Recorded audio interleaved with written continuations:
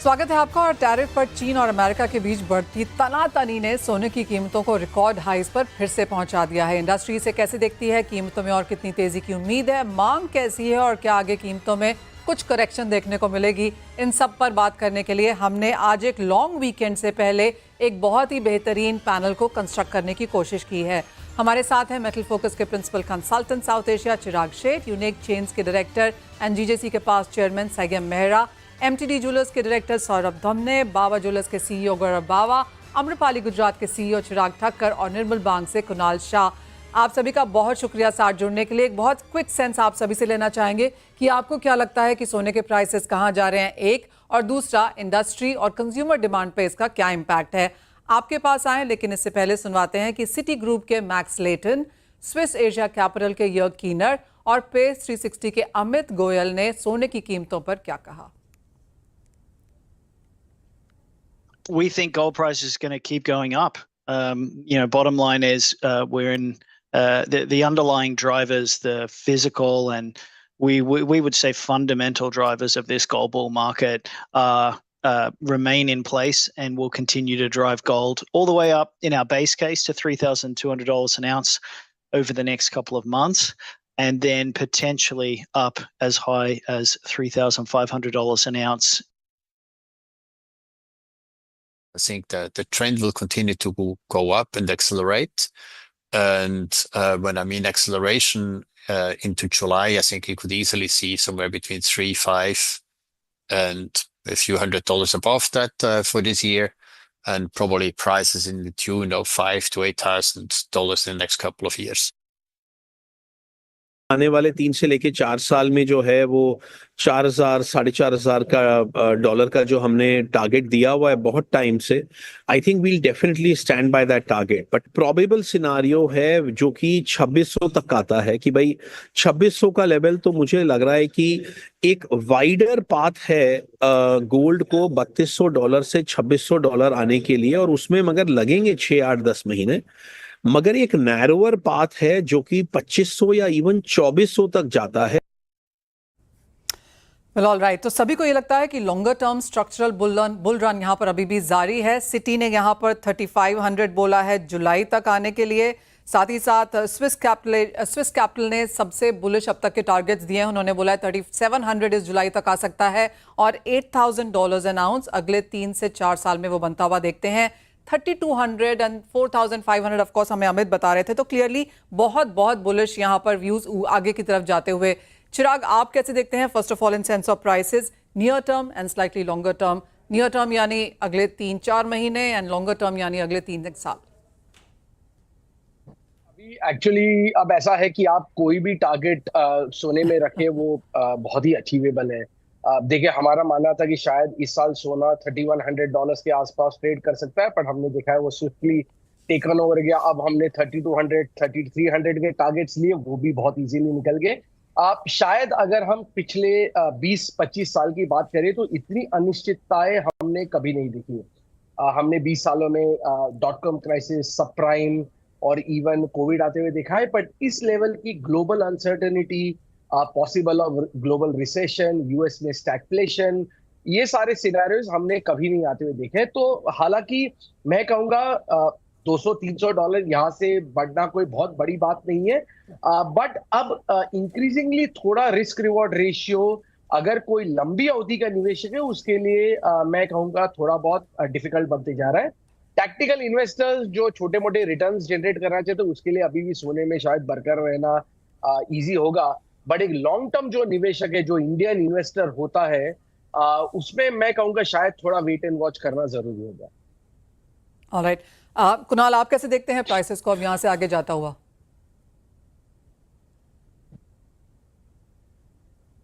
कुणाल, आप कैसे देखेंगे प्राइसेस? सॉरी, मेरा व्यू ऐसा है गोल्ड में। मुझे ये जब अनसर्टनिटी, ये जो फियर फैक्टर है अभी, जैसे यूएस की बॉन्ड यील्ड बढ़ गई है, सबको फियर है ये बॉन्ड यील्ड और जोर से एग्रेसिवली बढ़ जाएगी, तो क्या जो कंट्रीज यूएस के बॉन्ड को होल्ड करती है, $8 ट्रिलियन वर्थ के bond different nations are holding. Japan is holding 1 trillion, China is holding 750 billion. जो फियर मार्केट में है कि अगर ये सब लोग जो जिन पे यूएस से टैरिफ लगाए हैं, रिटेलिएटरी टैरिफ लगाए हैं, भले अभी 90 डेज का ग्रेस पीरियड दिया है, बट ये लोग ही यूएस के बॉन्ड अगर बेचने जाते हैं तो यूएस की 10 ईयर की बॉन्ड डील क्या होगी? सो ये जो फियर फैक्टर अभी मार्केट में आया है, तो इसके कारण हेज फंड भी रिडेम्पशन करते हुए नजर आ रहे हैं, फिक्स इनकम में वो भी बॉन्ड बेचते हुए नजर आ रहे हैं। सो जब तक ये फियर फैक्टर बना रहेगा तब तक गोल्ड में ये जो फियर प्रीमियम है वो कंटिन्यू रहेगा। अगर आप फंडामेंटल की बात करेंगे तो 3250 डॉलर पे गोल्ड के सभी तेजी के फंडामेंटल डिस्काउंटेड है। The moment you see any interaction, the possibility of interaction between US and China, gold will immediately drop at that point of time. So मेरा ऐसा मानना है, शॉर्ट टर्म के लिहाज से आप तेजी करते हैं तो इट मेक्स सेंस। आप ट्रेडर है, आपको लग रहा है 94,500 95,000 जाएगा तो तेजी की है। पोजिशनली ये लेवल पे नया लॉन्ग बिल्डअप के लिए मेरा जीरो कंफर्ट जोन है। I am not convince in idea of buying gold positionally at these level. I would assume that the moment there is a hint of indication of talks between US and China which should happen eventually, we don't know when, क्योंकि ऐसे ही दोनों लड़ते रहेंगे, एक दूसरे पे 150% tariff लगाते रहेंगे तो world is going to have very difficult time. So if that is the case, my view will go wrong, but I am assuming के some point पे sanity आएगी और ये जो तेजी अभी बनी हुई है गोल्ड में, ये ट्रेडर्स शॉर्ट टर्म के लिए तेजी कर सकते हैं। Okay. मेरा मानना ऐसा है कि ये लेवल्स पे आपने अगर लॉन्ग किया है 70 80 60 कोई भी लेवल पे, these are the levels to book your profits, these are not the level to create fresh long position. So मैं बहुत ज्यादा तेजी में नहीं हूँ long term point of view से। अगर चीजें बहुत ज्यादा खराब होती है then it's a different thing, but I think जो भी अपसाइड आती है ये शॉर्ट टर्म ट्रेडर्स यूज कर सकते हैं। बाकी these are not the levels to positionally go along in gold. Kunal, आपने बोला 3250 तक सब कुछ डिस्काउंट होता हुआ नजर आ रहा है, अनलेस कोई नया यहाँ पर कंसर्न आता है। अगर एक मुनाफा वसूली आती है वो कहां तक आएगी और उन पे अगर खरीदना है तो अगले 3 साल के लिए क्या टारगेट्स हैं? तो मेरी राय में मैक्सिमम जो डाउनसाइड मुझे नजर आ रही है वो है टिल 2850 2900 डॉलर। उसके नीचे भी बहुत ज्यादा नहीं लग रहा है क्योंकि we are in uncharted territory. Actually कोई फोरकास्ट का, कोई प्रेडिक्शन का, जैसे चिराग ने कहा, कोई मतलब नहीं है, क्योंकि वर्ल्ड में जो तरह से इवेंट अनफोल्ड हो रही है वो आज तक ऐसे कभी भी हिस्ट्री ऑफ फाइनेंशियल मार्केट में ऐसे हुआ ही नहीं है।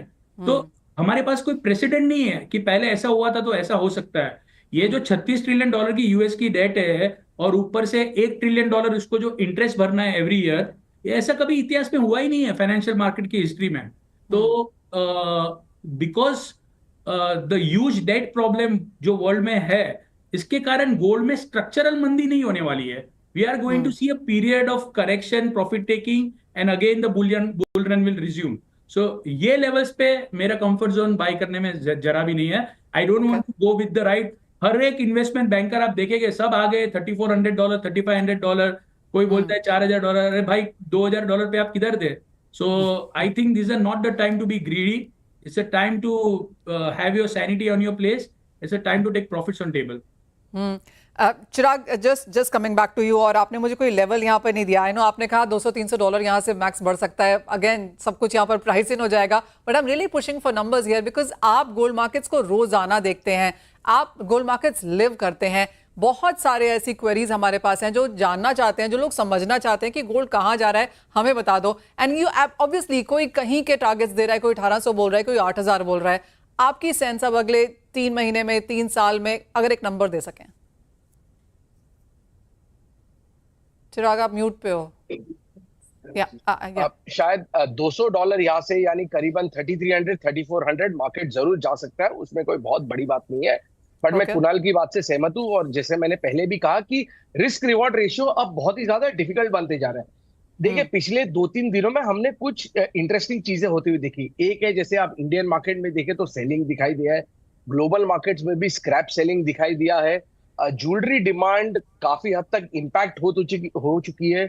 मेरी पिछले 2-3 दिनों में करीबन 10-12 ज्वेलर्स से बात हुई। एक चीज जो निकल के आ रही है कि ₹1,00,000 के नीचे की जो टिकट साइज है, जो काफी सारे ज्वेलर्स के लिए चंक ऑफ टिकट साइज होती है, ठीक है, वो टिकट साइज कई हद तक बंद होती जा रही है। यानी मिडिल क्लास जो है, जो एक बहुत बड़ा कंज्यूमर है गोल्ड का, वो अब गोल्ड से दूर होते हुए जा रहे हैं, ठीक है, क्योंकि आप एक बहुत ही सिंपल, मैं कहूंगा रॉकेट साइंस लीजिए, बहुत ही सिंपल मैथ्स अगर आप लगा दीजिए तो इंडिया की एवरेज इनकम 2.5 से 3 लाख रुपए है, ठीक है। 30% अगर हम सेविंग्स रेट की बात करें तो ऑन एन एवरेज एक इंडियन 75,000 रुपीज से लेके 1 लाख रुपए बचाता है। आज उसे 10 ग्राम सोना लेना है तो पूरे साल की सेविंग्स निकल जाएगी।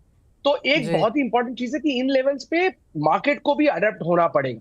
तो फंडामेंटली क्या होगा कि कमोडिटी मार्केट एक इतना ब्यूटीफुल मार्केट है, हमने देखा हिस्टोरिकली वो सेल्फ करेक्टिंग है।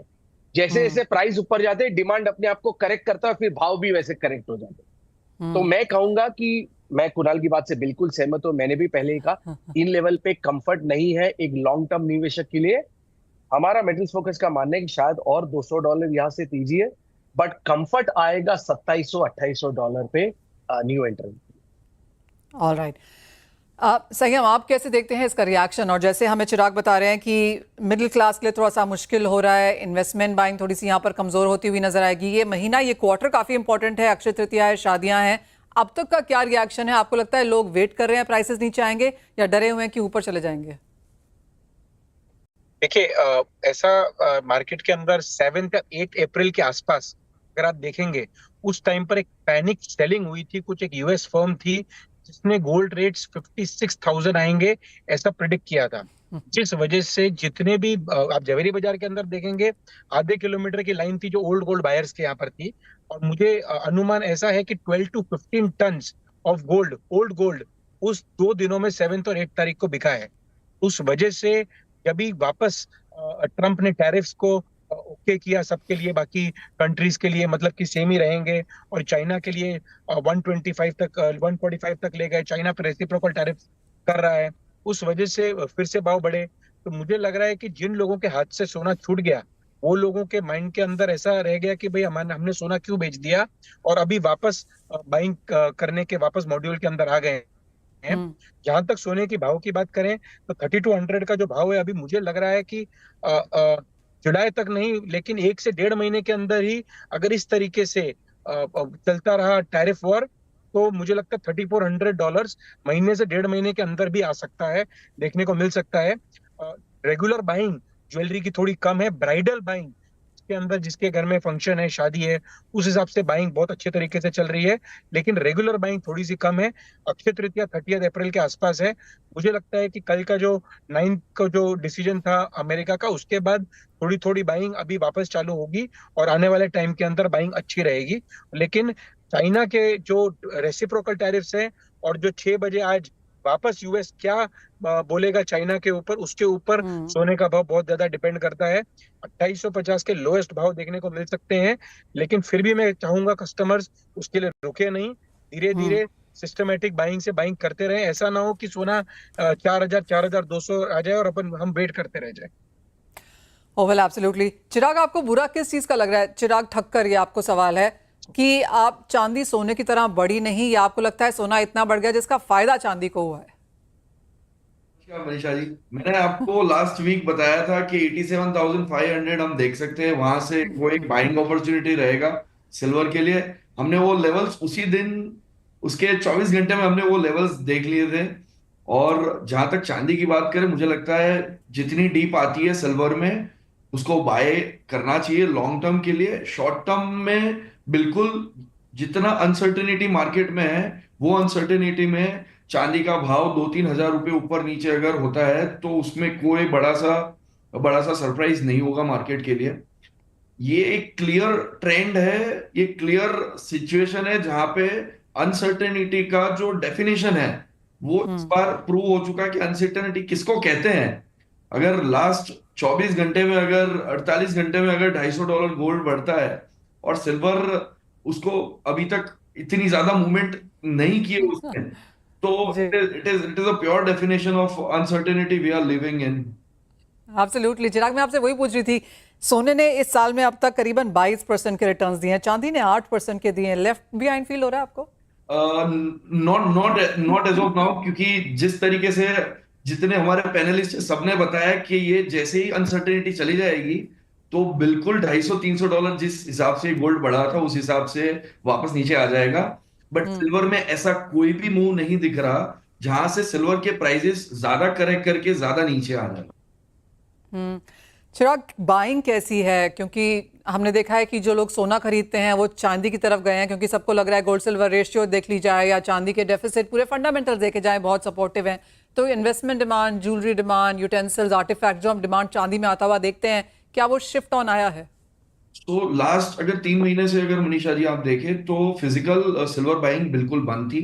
जैसे ये करेक्शन आया, जब हम 1 लाख से 88,000 89,000 तक आए, तो हमने फिजिकल डिमांड शुरू होते हुए देख ली है ऑलरेडी। आज अगर हमारे डेस्क पे गोल्ड और सिल्वर के दोनों के रेट्स अगर कोट हो रहे हैं, तो सिल्वर में आज फिजिकल बाइंग आज के दिन हो रही है, गोल्ड की बिल्कुल नहीं हो रही है। तो इस हिसाब से अगर देखें तो सिल्वर की डिमांड फिजिकल आज भी मार्केट में है, और लास्ट 2 वीक से कहीं ना कहीं नया सिल्वर इंपोर्ट आता हुआ भी नजर आया है। चिराग, आपने कहा पिछले क्वार्टर में सिल्वर बाइंग ऑलमोस्ट एब्सेंट थी, सिल्वर इंपोर्ट्स का भी हमने काफी हद तक वही हाल आता हुआ देखा है। सिल्वर हमने लास्ट 3 महीने में जो over and about the ground जो सिल्वर थी वही खपत हो रही थी। अभी तक लास्ट 3 महीने में कोई नया इंपोर्ट नहीं था, बट ये महीने के जो आंकड़े आएंगे, ये महीने में आपको नया सिल्वर इंपोर्ट के आंकड़े आपको देखने के लिए मिलेंगे। गोल्ड वाले ऑफ कोर्स यहाँ पर अक्षय तृतीया को देखते हैं, चांदी की कितनी महत्वता है वहां पर? अक्षय तृतीया में मेरे हिसाब से इस बार हम लोग खुद इतना अवेयरनेस फैलाना चाहते हैं, जहां पे हम लोगों को ये बता पाए ये प्रीशियस मेटल है, तो इसको भी आप एक नए गोल्ड की तरह देखें। क्योंकि जैसे कुणाल जी ने और चिराग जी ने बताया कि it is a very tough thing for a middle class person to have a 10 gram of jewellery from the saving. तो अगर उसको अगर आप नजर में रखते हैं, तो जो सिल्वर है that will be a new gold for a new class of people in our country. Absolutely. और दूसरी चीज ऑफ कोर्स टोकनाइज्ड गोल्ड होगी, है ना चिराग? बिकॉज जो लोग 10 ग्राम नहीं लेना चाहते, शायद 1 ग्राम लेना चाहते हैं, उससे भी कम लेना चाहते हैं, आपको लगता है टोकनाइज्ड बाइंग यहाँ पर बढ़ती हुई नजर आएगी? तो लास्ट 1.5 महीने में हमारे प्लेटफॉर्म पे मनीषा जी जो SIP है वो इतने और से बढ़ी है, गोल्ड और सिल्वर की दोनों की बढ़ी है, ऐसा नहीं है सिर्फ सिल्वर की बढ़ी है। पर जो अब लोगों को इतना समझ आ गया है कि गोल्ड और सिल्वर एकदम अनसर्टेन मार्केट है, रातों रात $100 ऊपर जाता है, रातों रात $100 नीचे आता है। तो जो सिस्टमेटिक इन्वेस्टमेंट प्लानिंग जो है, जो गोल्ड और सिल्वर में है, वो हमने 45 to 52% बढ़ोतरी होते हुए देखी है। ओ वेल, एब्सोल्युटली। लोग नए नए तरीके ढूंढेंगे यहाँ पर, एक फाइनेंशियलाइजेशन की एक जो पॉइंट है वो हम यहाँ पर एब्सोल्युटली स्टैब्लिश होता हुआ देखेंगे। वेल, इसी के साथ एक ब्रेक का समय है, लौटेंगे तो इस चर्चा को जारी रखेंगे दूसरी तरफ।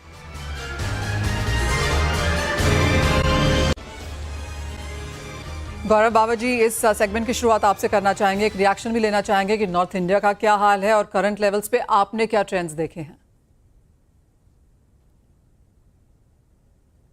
देखिए, मार्केट्स तो अभी एकदम रिटेल तो has like absolutely gone for a toss. So sales जो है there is like a dip of around 40 to 50%। वो सेल्स काफी कम है। इनफैक्ट अभी पिछले 2 दिन में जो प्राइसेस में इतना चेंज आया, एक दिन में 3,000 कम हो गया, फिर नेक्स्ट डे दोबारा 2-3 हजार कम हो गया, फिर दोबारा 3-3 हजार पे बढ़ गया। So that has like totally created a confusion in the head of the customers. तो in fact I was just looking at the numbers today, तो ऐसा दिख रहा है कि मतलब सुबह से तो आज इनफैक्ट बहुत ही कम वॉक-इन्स है। जो भी कस्टमर आ रहे हैं, एवरीवन इज वॉकिंग इन कि पुराना गोल्ड ले लो वापस, they are coming to sell it off. So that's the big challenge. So in fact आज की डेट में तो ये डिफिकल्टी आ रही है कि उनको इतना पैसा देंगे भी कैसे। You can't sell it off so easily. हो वेल, एब्सोल्युटली। अगर दिन में हम $80 और $100 के मूव्स बनते हुए देखें तो वो एक चीज़ यहाँ पर देखने को मिलेगी। सौरभ, क्या आपने भी ऐसा ही कुछ एक्सपीरियंस किया है कि लेने वाले कम है, प्राइस ज़्यादा लोग पूछ रहे हैं और एक्सचेंज एंड स्क्रैप ज़्यादा है?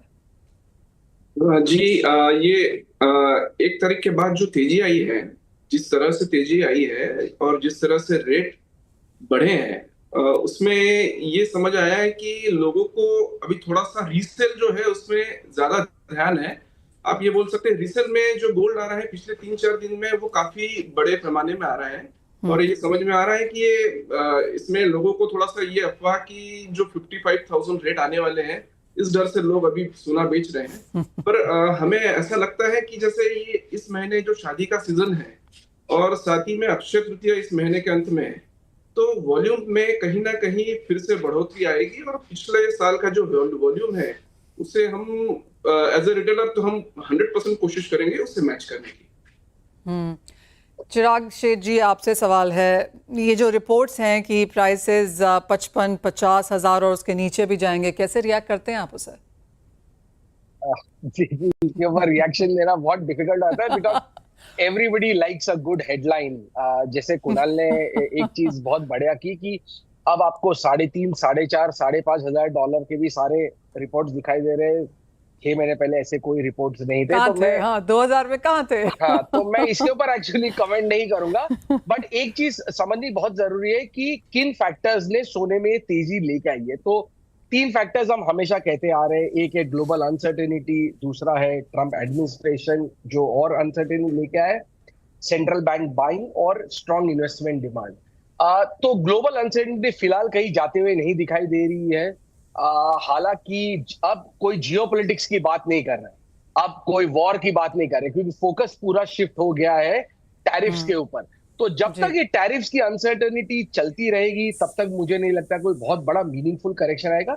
दूसरा, 54,000 के लिए सोने को करीबन $1,800-1900 आते हुए दिखाई देना चाहिए। तो वैसा कुछ कोई भी फैक्टर वैसा दिखाना, और मैं कहूंगा अगर 54,000 आ जाता है तो शायद बहुत सारे मेरे ज्वेलर्स भाई खुश होंगे, क्योंकि अभी जैसे लोगों ने कहा कि डिमांड बिल्कुल भी नहीं है। ज्वेलर्स खुश होंगे चिराग, लेकिन जो लोग 70, 80 और 90 पे ले रहे हैं वो कहाँ जाएंगे? देखिए, ये तो मार्केट का साइकिल है, तो वो चलते रहता है। चलते रहता है, चला तो सकते ही नहीं। कुणाल, आपकी क्या सेंस है? अगर एक वर्स्ट केस सिनेरियो देखें, आपने ऑफ कोर्स यहाँ पर 28-2850 का है, एक वर्स्ट केस सिनेरियो आपको क्या लगता है?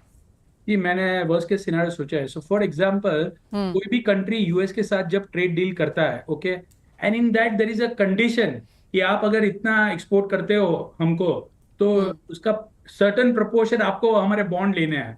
सो अभी प्रॉब्लम क्या है कि यूएस के कोई बॉन्ड ले ही नहीं रहा है। यूएस को अपनी डेट पहले शिफ्ट करने का अपॉर्चुनिटी मिलता था, जैसे चाइना के 200 बिलियन के बॉन्ड ले लिए, सऊदी अरेबिया ने 200 बिलियन के बॉन्ड ले लिए।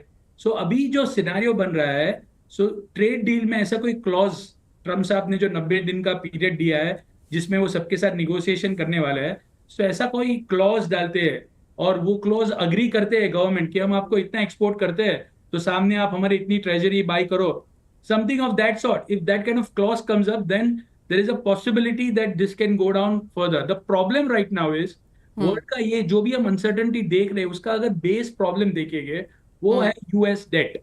So US debt is the root cause of all the problem. जब से चाइना 2020 में कोविड आया, कोविड के बाद जो मनी प्रिंटिंग हुआ है, वो मनी प्रिंटिंग ने पूरा हालत खराब करके रखा है यूएस का। सो इतना मनी प्रिंटिंग कभी हिस्ट्री में हुआ ही नहीं है, और इसके कारण जो प्रॉब्लम आ रही है, आज आप समझिए, मैं आज सवेरे ही कैलकुलेशन कर रहा था। सो ये साल यूएस का जो इंटरेस्ट पेमेंट है वो है रफली $940 बिलियन। इतने रुपए का उनको ब्याज देना है। तो नेक्स्ट साल यही 7 ट्रिलियन अगर ये रोल ओवर करते हैं तो उसका ब्याज होगा $1.1 ट्रिलियन और प्लस $3 ट्रिलियन की नई डेट मैच्योर, नई डेट, करेक्ट। तो $1.2 ट्रिलियन का तो इंटरेस्ट पे करना है। सो ऐसे में गोल्ड में मैं कैसे लंबा मंदी का कॉल दे सकता हूँ? तो इसलिए मैं बहुत कंजर्वेटिव टारगेट देता हूँ डाउनसाइड का, कि डाउनसाइड बहुत ऐसा नहीं है कि बहुत बड़ा क्रैश हो जाएगा, क्योंकि ये यूएस की जो डेट की प्रॉब्लम है ना, ये जल्दी से सॉल्व होने वाली नहीं है। सो दैट्स व्हाई अगर यूएस कुछ ऐसा क्लॉज डालता है अपनी ट्रेड डील में कि हमारे बॉन्ड बाई करो, तो I think then I will have to review the downside targets. Point taken. अब गौरव जी, एक बात जानना चाहेंगे, अब ऑफ कोर्स ये अनसर्टेनिटी है, बहुत जल्दी जाने वाली नहीं है, शायद अगले 3-4 महीने भी लग जाएं, तो एज अ ज्वेलर आप क्या स्ट्रेटेजाइज नया करेंगे इस बाजार में? देखिए, अभी तो हमारे को गोल्ड के अंदर whatever we have in stocks, हमारे पास पुराना स्टॉक पड़ा हुआ है, तो हमारे को उसके अंदर कहीं पे आकर के अपने प्रॉफिट को कहीं पे लेवरेज करके will have to sell it off to come back to a break even point, in fact, because जब तक हमारे स्टोर के ब्रेक नहीं आएंगे, we will not be able to survive easily. So will have to restrategise. 1 महीना 2 महीना पैसा कमाएंगे या नहीं कमाएंगे, I don't know what we will have to do, but ultimately will have to churn stocks, because अगर हम वो चर्न नहीं करेंगे स्टॉक तो हम सर्वाइव ही नहीं कर पाएंगे। So that's point. Secondly, what I see personally is, ये जब भी ऐसा होता है, अल्टीमेटली जो गोल्ड मार्केट है ना, वो 2 चीजों के ऊपर फंडामेंटली चलता है। One is hedging and the other is physical buying, right? Investor buying होती है या ज्वेलरी की बाइंग हो तो फिजिकल बाइंग होगी, एक होती है हेजिंग। जो लोग माइनिंग कंपनीज हैं, they have to Their mining cost as on date is around $1,500 to $1,700 depending on mines to mines, different mines. तो अपने स्टॉक को ना हेज करना होता है, तो उन्होंने अभी जो आज माइन नहीं भी करा है वो अगले 2 साल 3 साल का अपना हेज करने लगते हैं, करना शुरू करेंगे। So they are already doing it. अब जब वो इनिशियली उन्होंने $2,000 $3,250 से जब हेज करते हुए आ रहे हैं, तो उनको एक मार्जिन कॉल पे करना पड़ता है on a daily basis, which is called M to market. Correct. अब वो करते आज $3,200 का प्राइस आ गया तो वो लोग और बेचेंगे, और जैसी अब उनको पता है कि मैंने इतना मार्जिन पूरा कर, उसको पूरा करने का उन्होंने ज्यादा बेच दिया, अगर अपनी 3 साल की प्रोडक्शन बेच दी, then it can crash like significantly. Exactly, ये ऑफ कोर्स पॉजिटिव थिंकिंग की तरफ है कि हम वो होता हुआ देखेंगे तो एक इम्पैक्ट यहाँ पर गोल्ड में पड़ेगा। संयम, लेकिन अगर आज सोना बेचना हुआ, ज्वेलरी बेचनी हो, तो क्या स्ट्रैटेजी लगाएंगे आप?